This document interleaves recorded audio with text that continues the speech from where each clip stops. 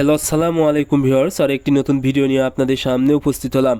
আজকের ভিডিওতে মূলত আমি আলোচনা করব মুরগিকে ভ্যাকসিন করার পরেও কেন মুরগি রোগে আক্রান্ত হয়ে মারা যাচ্ছে, অর্থাৎ কেন মুরগির শরীরে ভ্যাকসিন কাজ করতেছে না। আপনারা যারা মুরগি পালন করে থাকেন, মুরগিকে কিন্তু আপনারা ভ্যাকসিন দেন, কিন্তু দেখা যায় ভ্যাকসিন দেওয়ার কিছুদিন পরে আবার ওই রোগে মুরগি আক্রান্ত হয়ে যাচ্ছে এবং আক্রান্ত হয়ে মুরগি মারা যাচ্ছে। দেখা যাচ্ছে আপনারা যে টাকা দিয়ে ভ্যাকসিনটা করছেন সেটাও লস, এবং মুরগি মারা যাচ্ছে ওইটাও কিন্তু আপনাদের লস হয়ে যাচ্ছে।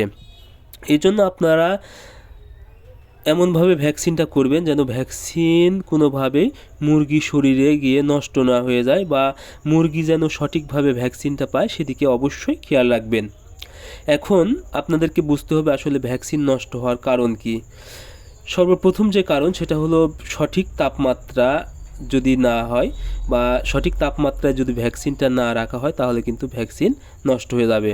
অর্থাৎ আপনারা যখন ভ্যাকসিন সরবরাহ করবেন, অর্থাৎ ভ্যাকসিন কেনার পরে বাসায় নিয়ে যাওয়া পর্যন্ত অবশ্যই সঠিকভাবে সংরক্ষণ করতে হবে, এবং একটি আপনার পাত্রে আইস দিয়ে, অর্থাৎ সঠিক পরিমাণ আইস দিয়ে এই ভ্যাকসিনটা নিয়ে যাবেন, এবং কোনোভাবেই যেন রোদের সংস্পর্শে না আসে সেদিকে খেয়াল রাখতে হবে। এবং যেখান থেকে ভ্যাকসিন করবেন ভ্যাকসিনটা সঠিকভাবে ফ্রিজে রাখছে কিনা সেদিকে আপনাদেরকে খেয়াল রাখতে হবে।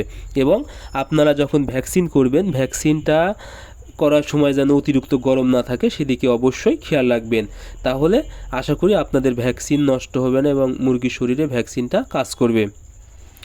দ্বিতীয় সঠিক সময়ে ভ্যাকসিন দেওয়া, অর্থাৎ আপনারা যে সময়ে যে ভ্যাকসিনটা মুরগিকে দিতে হবে সেই সময়ে আপনারা এই ভ্যাকসিনটা দিয়ে দিবেন।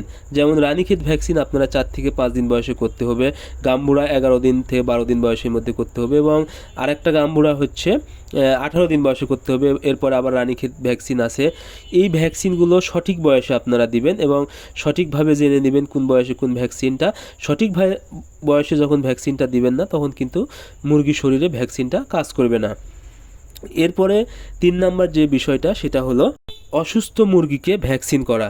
আপনারা কখনোই যখন মুরগি দেখবেন অসুস্থ হয়ে গেছে, ঝিম মেরেছে, তখন কখনোই ওই ভ্যাকসিন করবেন না, কারণ তখন ভ্যাকসিন করলে মুরগি কিন্তু মারা যাবে, অর্থাৎ ভ্যাকসিন কোনো কাজই করবে না।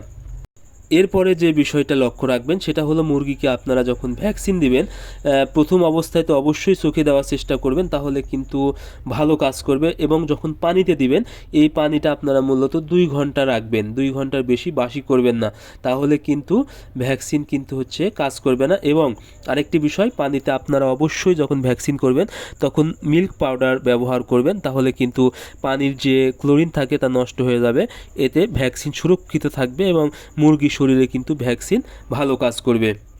এবং সর্বশেষ যে বিষয়টা সেটা হলো আপনারা যখন পানিতে ভ্যাকসিন করবেন তখন অবশ্যই 1000 ডোজ, যদি 1000 মুরগি থাকে তাহলে আপনারা অবশ্যই একটু বেশি করার চেষ্টা করবেন, কারণ অনেক সময় পানি নষ্ট হয়ে যায় যার কারণে ভ্যাকসিনের ঘাটতি হওয়ার সম্ভাবনা থাকে। আপনারা যদি এই নিয়ম মেনে ভ্যাকসিন করতে পারেন আশা করি আপনাদের প্রতিটা মুরগির শরীরে ভ্যাকসিন ভালোভাবে কাজ করবে এবং মুরগি পরবর্তীতে সুস্থ থাকবে।